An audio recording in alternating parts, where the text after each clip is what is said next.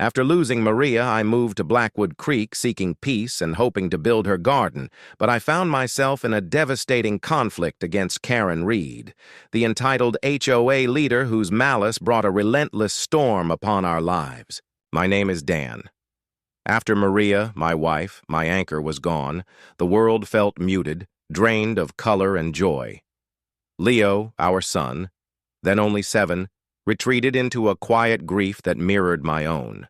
A silence within a silence. Desperate for a change, a place to heal, a sanctuary where we could maybe, just maybe, find a way to breathe again. I bought the old Vance property in Blackwood Creek. It was a sprawling, neglected place on the edge of the woods, considered the neighborhood's forgotten corner. Karen Reed wasn't just the HOA president. She was a force of nature, a whirlwind of entitlement and self-importance. Her world was a monument to rigid control, her lawn a sterile expanse of impossibly green turf, her hedges sculpted into severe geometric shapes, her tiny poodle, Princess Fluffybutt, groomed and carried like a precious, breakable artifact. My farm, a wild, vibrant space filled with buzzing pollinators, rambling vegetable patches, and the cheerful clucking of free-ranging chickens, was anathema to her need for sterile uniformity. It wasn't just a violation of her aesthetic, it was a personal insult, a rebellion against her perceived dominion. Her eyes, cold, assessing, and perpetually narrowed behind her designer glasses, held a burning conviction that her way was the only way, and any deviation was not merely wrong, but an act of defiance against her authority. She was, in every sense of the word, HOA Karen. The initial hostilities were passive-aggressive, designed to chip away at our peace and send a clear message of unwelcome. The HOA letters began arriving with alarming frequency, but these weren't standard notices. The passive aggression quickly curdled into active, malicious sabotage. Our sprinkler system was repeatedly tampered with, set to run non-stop, flooding sections of the yard and driving up my water bill, or mysteriously shut off during hot, dry spells. Packages left by delivery services vanished from our porch. Tools left outside the shed, a spade, a wheelbarrow, were stolen or found later, bent and broken, tossed into the creek. One morning, I woke to find that someone had used sharp shears to hack brutally at the young fruit trees I'd just planted, leaving deep gashes in their bark. It was a senseless, cruel act against vulnerable life.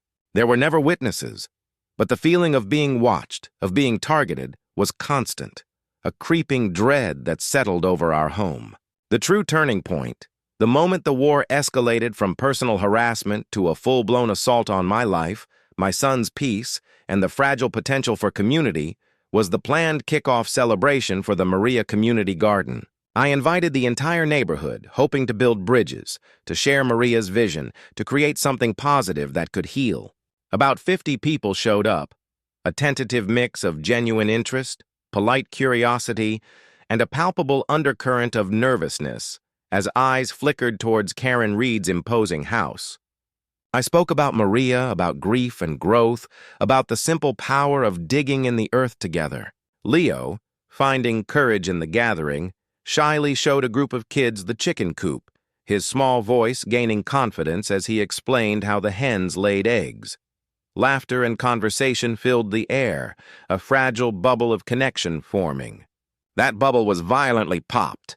With a deafening screech of tires, Karen Reed's pristine black SUV slammed to a halt at the edge of our property line. She leaned on the horn, a long, ear-splitting shriek of pure rage that tore through the afternoon air, instantly silencing conversation, sending startled birds scattering from the trees. She emerged from the car like a general surveying a battlefield, her face contorted into a mask of incandescent fury, her eyes blazing with a terrifying, almost manic intensity.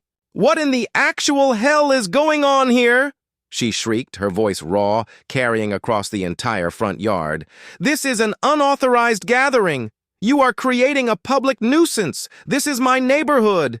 Your pathetic little dirt patch and your disease vectors are not welcome here. You are contaminating our air. You are inviting strangers and riffraff into Blackwood Creek." Her outburst was a deliberate public act of aggression, a classic HOA Karen spectacle designed to shame, intimidate, and scatter. Neighbors recoiled, looking mortified, avoiding eye contact, visibly shrinking under her furious gaze. The fragile sense of warmth and connection evaporated, replaced by a thick, suffocating tension. She continued her tirade, her voice rising to a hysterical pitch, a torrent of accusations that grew increasingly outlandish and detached from reality.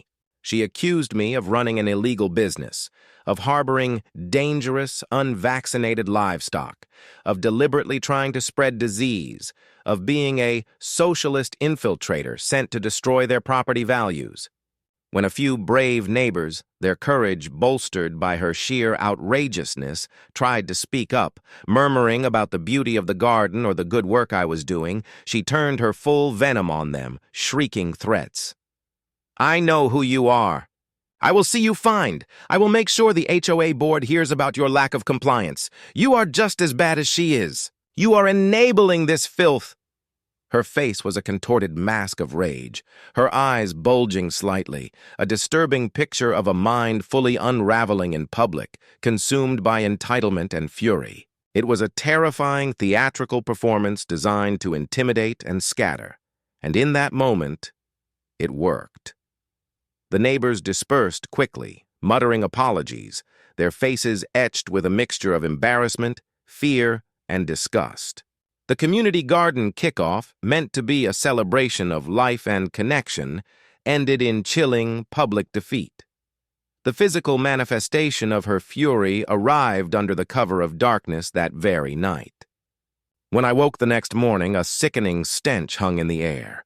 Someone had dumped a massive, horrifying pile of refuse right in the center of the cleared area for the community garden. It wasn't just garbage, it was deliberately disgusting. Rotted food scraps, broken glass, rusty metal, dead animals. A dog, a cat, several birds, all mutilated, bags of human waste, and bundles of prickly, invasive weeds pulled from somewhere else. It wasn't just vandalism. It was an act of pure, grotesque defilement, a calculated attempt to make the land feel toxic, unsafe, corrupted beyond repair. Standing there, surrounded by the stench and the horrifying mess, tears of shock, frustration, and rage streamed down my face. Leo, seeing the horrifying sight, let out a small sob and hid his face in my side. This wasn't just about property lines or bylaws anymore. This was a battle for the soul of this place. A battle against a force of pure malice trying to poison our home, my son's fragile peace, and Maria's hopeful legacy. Cleaning up that horrifying mess, piece by piece, wearing thick gloves, fighting back nausea and the urge to give up, was an act of sheer, grinding, defiant will. I would not let her break me. This wasn't just a difficult neighbor. This was an enemy actively seeking to destroy my life and everything I held dear. Anya Sharma, my lawyer, a woman whose quiet composure and razor-sharp legal mind were legendary, reviewed the extensive documentation I had gathered. Photos of the vandalism and debris, audio and video recordings of Karen's outbursts and aggressive behavior, the collection of increasingly disturbing notes. "Dan," she said, her voice low but radiating absolute conviction, "this is actionable. This is harassment, vandalism, public nuisance, and potentially criminal intimidation. The HOA board is clearly under her control. We can't fight this within her system. We go to the legal system. We file for a civil restraining order immediately to protect you and Leo. And simultaneously, we begin building a criminal case. Every single act she commits from this point forward becomes evidence. We bury her in it." Obtaining the restraining order was a process that further exposed the depths of Karen Reed's entitlement and delusion. When the process server attempted to serve her, she erupted in a public frenzy on her lawn, screaming that he was trespassing, threatening to call the police, which she did, and demanding he know his place and show proper respect for a homeowner and HOA president. She crumpled the papers and threw them back at him, screeching about how she didn't recognize his authority, and how this was a personal attack by a disgruntled neighbor who couldn't follow rules. At the courthouse, waiting for our hearing date, Karen Reed was a spectacle of entitlement, agitation, and perceived persecution. She bypassed lines, demanded to speak to a judge immediately, insisting on special treatment due to her position and the dire emergency of her situation, claiming I was threatening her life and the safety of the neighborhood with illegal farming, activities, and toxic compost. Her behavior was so demanding, so erratic, shouting at clerks, pacing agitatedly, glaring venomously at anyone who looked her way, that courthouse staff were visibly unnerved. Clara, the kind clerk from before, went out of her way to offer me a quiet word of encouragement, her eyes conveying a deep sympathy. "Don't let her intimidate you, dear," she whispered. "We see her type all too often. You stand firm. The judge will see through this." The restraining order hearing was a theatrical, high-stakes confrontation, a courtroom drama showcasing the full force of entitlement meeting reality. Karen Reed, despite Mr. Sterling's increasingly desperate attempts to keep her under control, was a whirlwind of entitlement, denial, and performative victimhood. She fidgeted constantly, rolled her eyes dramatically during my testimony, whispered loudly, and burst out with interjections that grew more outlandish as the hearing progressed. When I calmly recounted the timeline of harassment, backed by irrefutable documentation, she openly scoffed, muttering loud enough for Judge Reyes to hear. "Pathetic lies, such a drama queen. She just wants attention."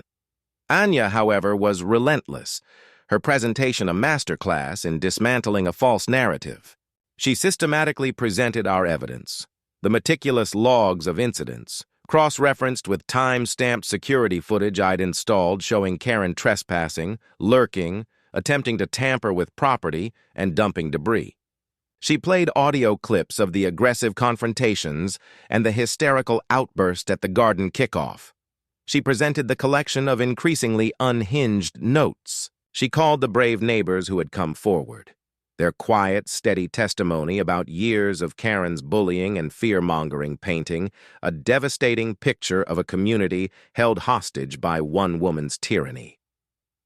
Mrs. Gable tearfully recounted how Karen had stood on her lawn and screamed that her small backyard bird feeder was a public health hazard and would be fined into oblivion if not removed immediately, forcing her to take down the simple feeder that brought her so much joy. Then, Anya delivered the first major plot twist that shattered Karen Reed's facade of authority and self-righteousness. Following up on an anonymous tip and her own tenacious financial forensics, Anya presented compelling, irrefutable evidence of systematic embezzlement of HOA funds. For the past 5 years, substantial amounts, laundered through shell corporations with names like Community Enhancement Solutions and Blackwood Creek Beautification Consultants, had been systematically siphoned out of HOA accounts. The money trail led, undeniably, to entities with clear, documented ties to Summit Properties, the massive development corporation. Anya presented bank statements, suspicious invoices, and correspondence proving that Karen Reed wasn't just a tyrannical neighbor, she was a paid operative for Summit, systematically looting HOA funds and manipulating local officials to pave the way for Summit's acquisition of the neighborhood land for a massive luxury development they planned. Anya presented preliminary evidence suggesting Karen was promised a massive payout, potentially millions, and a lucrative executive position at Summit once the deal was done. Her entire protecting the neighborhood facade was exposed as a cynical, calculated betrayal of the very community she claimed to serve, all for personal gain on a grand scale. The reveal hit Karen Reed like a physical blow. Her face, which had been fixed in a sneer of contempt, went ashen. Then the pretense of composure evaporated completely. She exploded. "False!" she shrieked, leaping from her chair, pointing a trembling finger at Anya and me. "It's fabricated! They're trying to frame me! It's a conspiracy! They want to steal my deal, my legacy! They're just jealous of my success! I'm being persecuted!" Her voice rose to a hysterical scream, a torrent of wild, delusional accusations that verged on the nonsensical. She accused me of being a pesticide terrorist sent by environmental groups, Anya of being bribed by rival developers, Judge Reyes of being compromised, and everyone else of being blind to the real plot orchestrated against her by enemies of progress. She became physically violent, lunging forward, her hands clawing at the air, having to be physically restrained by Mr. Sterling, who looked utterly horrified and defeated, and 3 bailiffs. Her screams of entitlement, rage, and complete detachment from reality echoed off the courtroom walls, a terrifying display of a mind fully unraveling under pressure. Judge Reyes, her face a mask of grim determination and controlled fury, brought her gavel down with a thunderous crack that silenced the courtroom. "Ms. Reed!" One more outburst, and you will be removed from this courtroom and held in contempt. When Karen continued to sob and mutter threats, the judge's voice turned to cold, hard steel. Based on the overwhelming and credible evidence presented today, the documented pattern of escalating harassment, the trespass, the vandalism, the witness testimony from multiple sources, and the compelling prima facie evidence of systematic, financial malfeasance and criminal conspiracy, this court finds Ms. Reed's actions not only unsubstantiated but indicative of serious, potentially felony-level criminal conduct on multiple fronts. Her gaze was piercing. The permanent civil restraining order is granted. You are to have absolutely no contact with Ms. Miller or her son, and you are permanently prohibited from being on her property. Furthermore, the judge's voice resonated with absolute authority, based on the clear evidence of potential embezzlement, fraud, bribery, and conspiracy, I am formally referring this entire matter with all supporting documentation and witness testimony to the District Attorney's Major Crimes Unit and the County Ethics Commission for immediate and thorough criminal investigation and prosecution. Karen Reed collapsed back into her seat, a crumpled heap of fury and despair, sobbing, uncontrollably muttering about how she was being persecuted and that this wasn't fair. Mr. Sterling, pale and shaken, quickly gathered his papers, offering me a brief, apologetic nod before escorting his client out. As they were led away, Karen raised her head, her eyes locking onto mine. The look wasn't just hatred or rage, it was a chilling, venomous promise of relentless, terrifying vengeance. A promise delivered by HOA Karen, now exposed and wounded. I knew with a certainty that settled heavy in my gut that the legal victory was only one battle won in a war that had just entered its most dangerous phase. The restraining order provided a legal barrier, but it was no match for Karen Reed's escalating, increasingly deranged vendetta. Forbidden from direct contact, her methods became more insidious, more dangerous, and truly disturbing.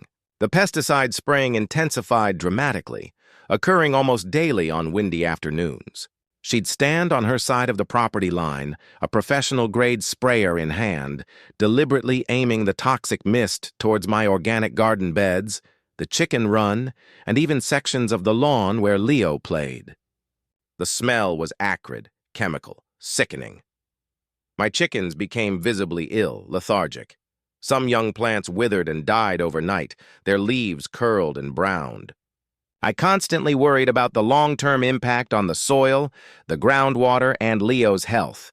I had to invest in elaborate netting systems, build tall windbreaks, and constantly test the soil and water, sending samples to a lab weekly, a constant, exhausting battle against an invisible, toxic enemy deployed by my neighbor. False reports became her primary weapon, wielded with increasing frequency and malice, designed to bring constant, unwelcome scrutiny down on my home. She'd call animal control with fabricated claims about my chickens being diseased, malnourished, or escaping and terrorizing the neighborhood children, leading to stressful, though always cleared, inspections that wasted county resources. She called the health department with complaints about my compost bins being a biohazard, attracting swarms of vermin and spreading airborne pathogens, triggering time-consuming investigations that found nothing amiss. She called code enforcement with spurious complaints about alleged building code violations that didn't exist. She even called utility companies with bizarre, outlandish claims that my irrigation system was illegally tapping into the main water line or that my solar panels were causing massive electromagnetic interference that was disrupting the neighborhood's power grid. Each call triggered an investigation, forcing me to document, explain, and defend myself against her endless stream of baseless lies. It was a relentless, soul-crushing process designed to exhaust, demoralize, and bankrupt me emotionally and financially. Her tactics grew more creative, bizarre, and deeply disturbing. She started ordering massive, unwanted deliveries to my house in the middle of the night, truckloads of gravel, pallets of concrete blocks, industrial equipment, even live farm animals like goats or pigs from distant suppliers, ordered under my name, forcing me to deal with angry delivery drivers and figure out how to have the items removed and returned, incurring costs and endless phone calls. She attempted to cancel my utility services.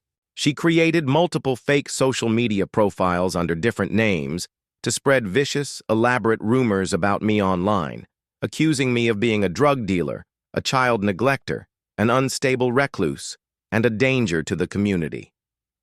She even showed up at local town hall meetings, ranting during the public comments section about the toxic threat living in Blackwood Creek, pointing at me if I was present. It was a full-spectrum assault on my life, my reputation, and my sanity. The strain was immense. Then came the plot twist that plunged the narrative into its darkest, most dangerous depths. Greg, Karen Reed's husband, a man who had always seemed trapped in a silent, miserable existence beside her, contacted Anya, begging for an urgent, confidential meeting.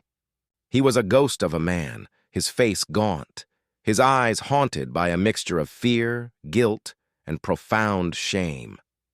She's planning something terrible, he stammered to Anya and me in Anya's office, his voice barely audible, trembling. She's gone completely off the rails. And I can't live with this anymore. I have to tell you everything. What I know, what I've seen, what I've recorded. He explained that his increasing fear for Evelyn's erratic behavior and a growing unease about her secret meetings had led him to install a sophisticated system of hidden security cameras around their property, and even motion-activated wildlife cameras pointed towards our shared property line. He initially just wanted to monitor her actions, hoping to prevent her from getting into serious trouble. What he captured, however, was evidence of a conspiracy far larger and more dangerous than he had ever imagined. He showed us the footage. Karen Reed meeting secretly, repeatedly, with Mark Jenkins, a notoriously aggressive acquisition specialist for Summit Properties. The meetings, occurring late at night or in secluded spots, involved hushed conversations, handoffs of thick envelopes containing cash, Greg confirmed, and detailed discussions about the Blackwood Creek plan, managing obstacles, and accelerating acquisitions, often referring to me and my property by code names like Target Alpha or the Farm Problem. But the most horrifying footage was recent, captured by a camera near the edge of their property facing my shed. Greg's cameras, positioned with chilling precision, captured Karen and Jenkins moving stealthily in the dead of night, approaching my garden shed. Jenkins carried a large, unmarked duffel bag. Using professional lock-picking tools, they bypassed my shed's lock. Karen went inside, and Greg's camera clearly showed Jenkins handing her something from the bag, a sealed container and a professional-grade sprayer. As Karen was about to step out with the items, Greg, watching live on his monitor from his study, felt a cold dread unlike anything he'd known.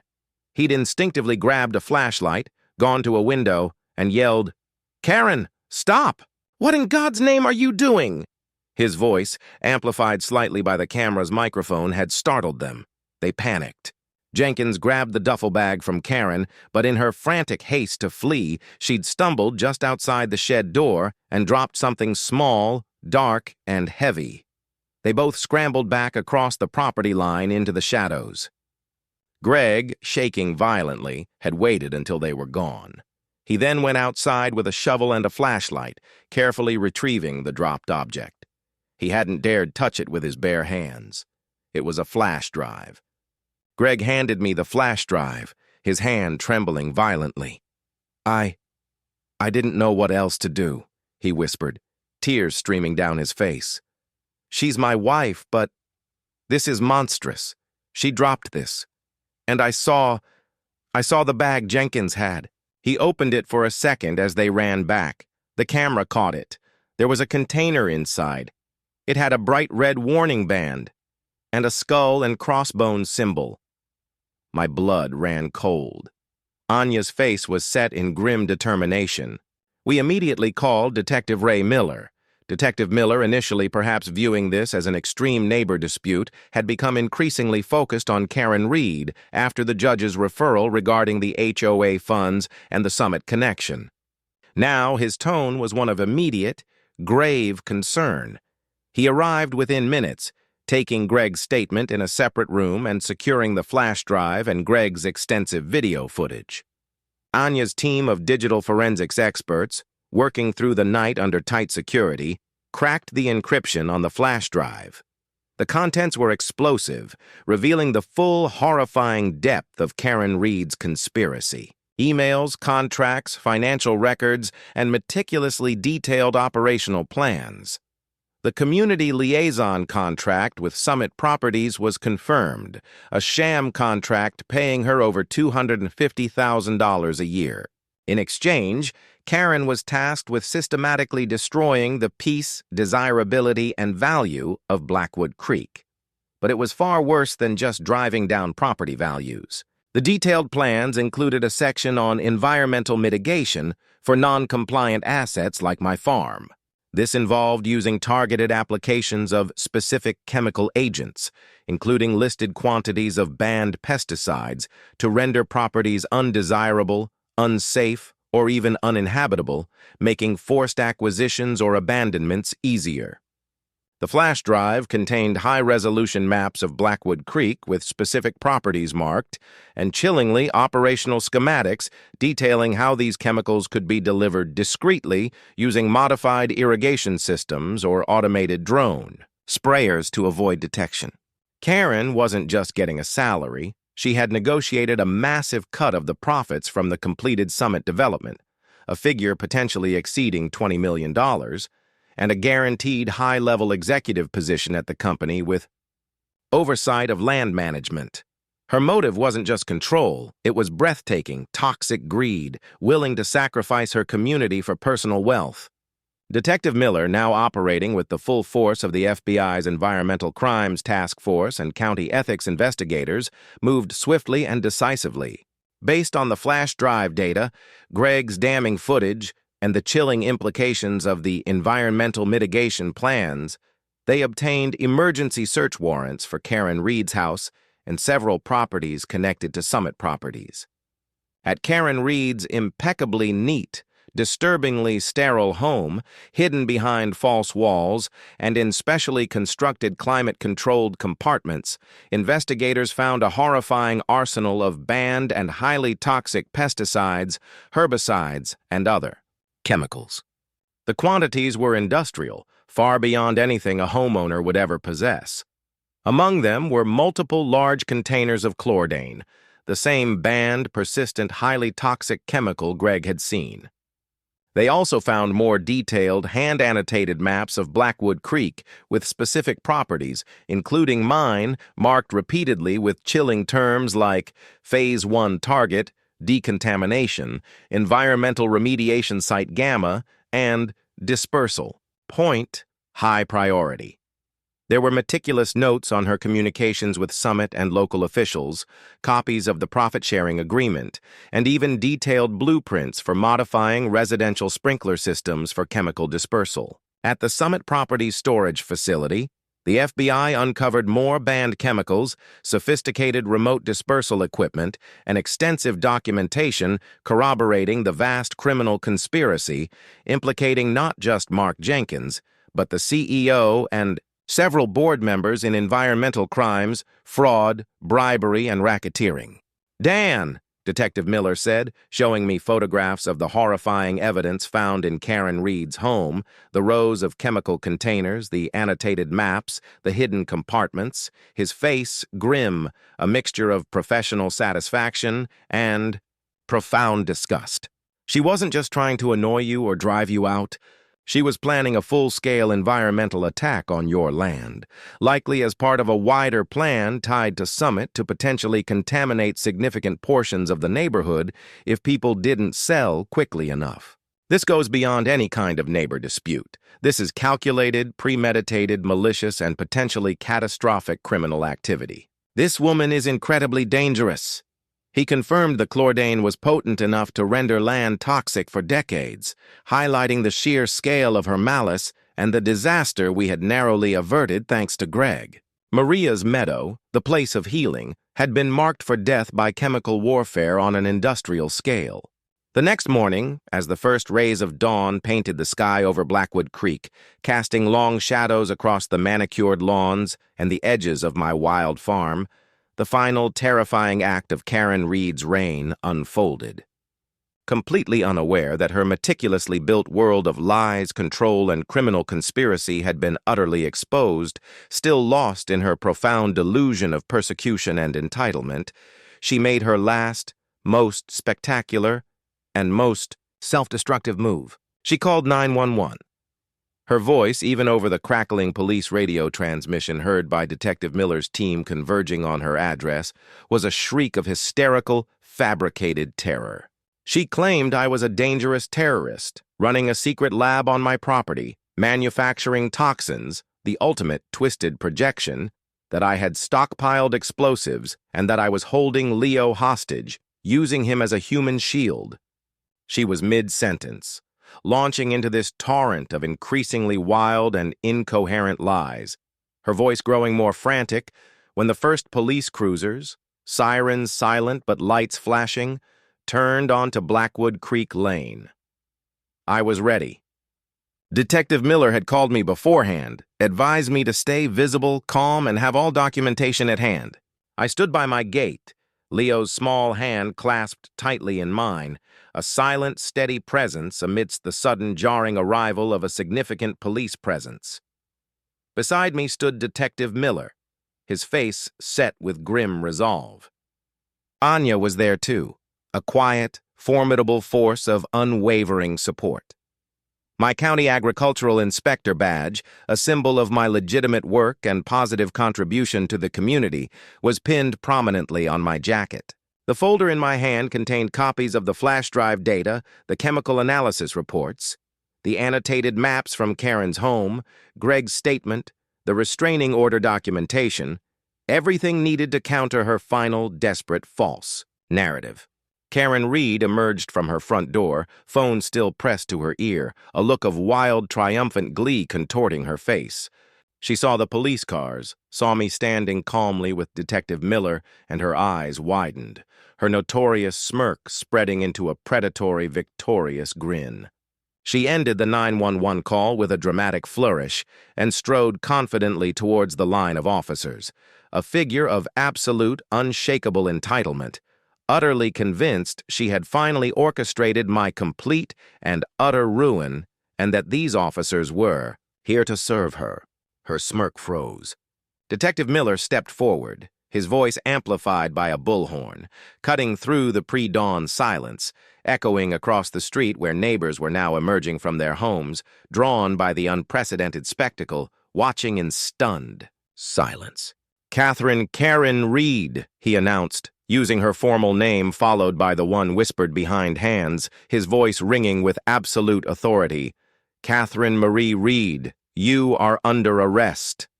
He listed the charges, each word a hammer blow, detailing the horrifying scope of her criminal enterprise. Felony malicious property destruction. Multiple felony counts of filing false police reports.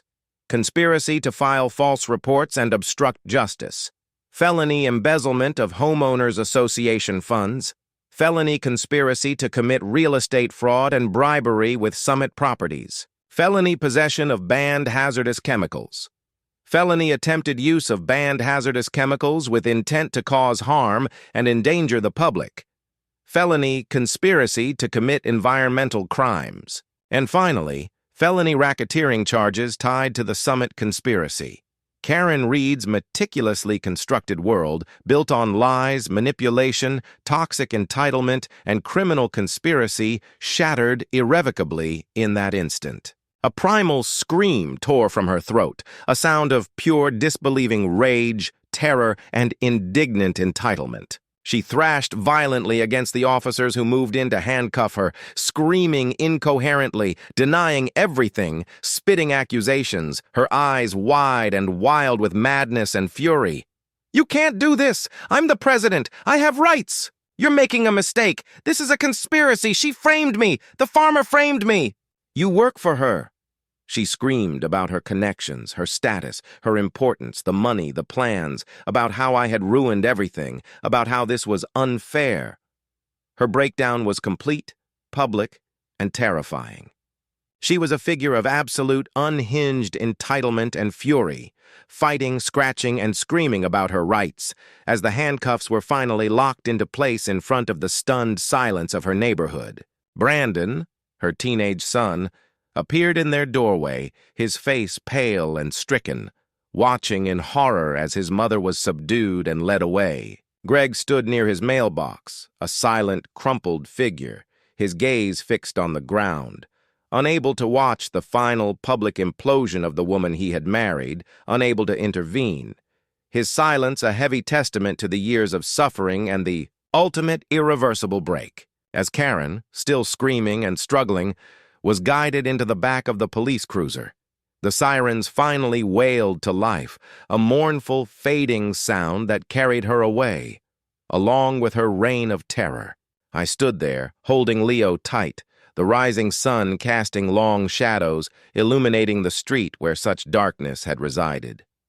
There was no feeling of victory, no triumph, only a profound, bone-deep relief that the relentless pressure, the insidious fear, the constant threat was finally lifted. Leo and I were safe. Maria's meadow was safe. And beneath that relief, a deep, aching sadness for the utter destruction Karen Reed had brought upon herself, her family, and the community, all consumed by a toxic brew of entitlement, greed, and escalating madness. The war had been long, brutal, and left scars. But it had also, in a strange way, galvanized Blackwood Creek. The HOA was thoroughly reformed. The remaining loyalists, their power broken, faded into obscurity. Mr. Davison, the retired judge who had shown quiet strength, was elected president, ushering in an era of transparency and genuine community focus. The oppressive bylaws were scrapped, replaced with regulations that fostered growth, cooperation, and environmental stewardship. Summit properties faced federal indictments, criminal prosecutions, and a cascade of class action lawsuits. The evidence from the flash drive, the chemical findings, Greg's testimony, and the accounts of the Blackwood Creek residents exposed a widespread criminal enterprise operating at the highest levels, engaged in bribery, fraud, and environmental crimes. Mark Jenkins and several high-level executives were sentenced to significant prison time. The company was effectively dissolved, its assets seized, its name forever synonymous with corruption and environmental crime. The land they had coveted, the object of so much malice, was permanently protected, acquired by a conservation trust and designated a county park and nature preserve, a place of public good born from private greed. Greg, unable to bear the weight of the house and the memories, the sight of so much conflict and the symbol of his wife's downfall, sold it. The proceeds went towards restitution for the embezzled HOA funds and extensive legal fees. He moved away, seeking anonymity and a chance to build a quiet new life away from the wreckage his wife had created. Karen Reed's trial became a national sensation, a cautionary tale of how toxic, unchecked entitlement and perceived authority could lead to shocking criminality and a terrifying disregard for human life and the environment. Faced with overwhelming evidence, The arsenal of chemicals, the annotated maps detailing her attack plans, the flash drive data exposing her multi-million-dollar profit scheme, Greg's damning testimony and footage, the neighbors' accounts of her, terror, her own recorded 911 calls and courtroom outbursts. Her defense was futile. She ultimately pleaded guilty to a multitude of felonies, including attempted environmental poisoning and racketeering, receiving a very substantial prison sentence commensurate with the scale and severity of her crimes. The judge ordered extensive restitution payments from any future assets she might acquire, but it was a small fraction of the damage she had attempted to inflict. Her legacy in Blackwood Creek, and now in the wider public consciousness, was one of shame, destruction, and the terrifying reality of an HOA Karen taken to its most criminal extreme. And Maria's meadow? It wasn't just a garden anymore. It was a symbol, a living, breathing testament to resilience, to community, to the enduring power of life in the face of destruction. Freed from the oppressive weight of fear and the constant threat, Leo blossomed. He didn't just champion the school garden club. He became a passionate young leader in the local environmental movement, speaking at town halls, organizing planting events, his earlier shyness replaced by a confident, articulate voice advocating for green spaces and healthy communities. He spoke about his mom freely now, sharing her love for nature, weaving her spirit into the vibrant tapestry of our lives and projects. We expanded the community garden significantly, building the teaching pavilion Maria had envisioned, a beautiful open structure that became a vibrant hub for workshops on organic farming, composting, beekeeping, environmental law, and community organizing. It became a place where the community, scarred by Karen Reed's malice, came together not just to heal, but to learn, to connect, to grow, to build relationships based on trust, cooperation, and shared purpose.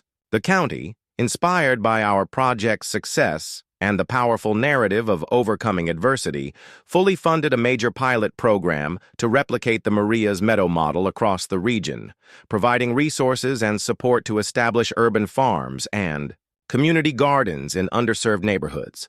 Our garden became the flagship site, hosting tours, training sessions, and community events, a living symbol of hope, transformation, and the power of collective action. 1 year after Karen Reed's arrest, we held a grand celebration for the anniversary of the fully realized Maria Community Garden.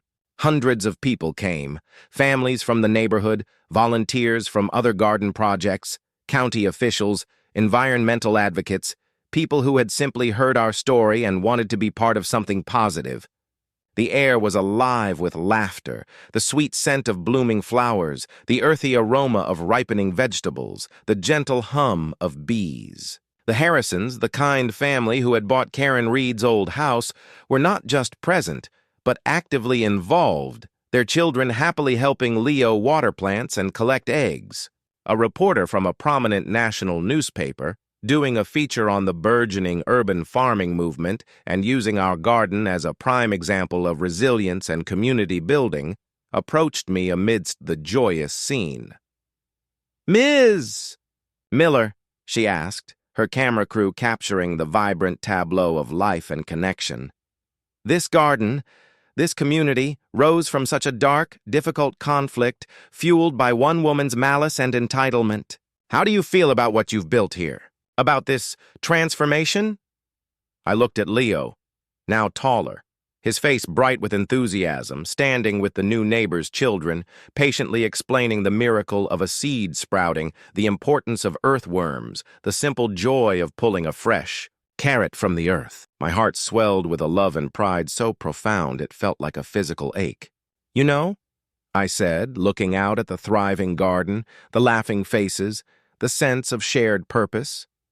"When all of this started, when the harassment escalated, when I found that pile of garbage dumped in my field, when I realized the depth of her plan," I felt overwhelmed, like the darkness was going to win. "I thought the fight was just about defending my property, my physical space, from a spiteful, entitled neighbor who hated my chickens."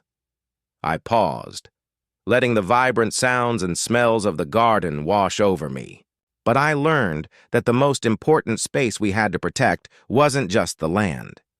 It was the space for hope, the space for kindness, the space for genuine community, the space for life itself.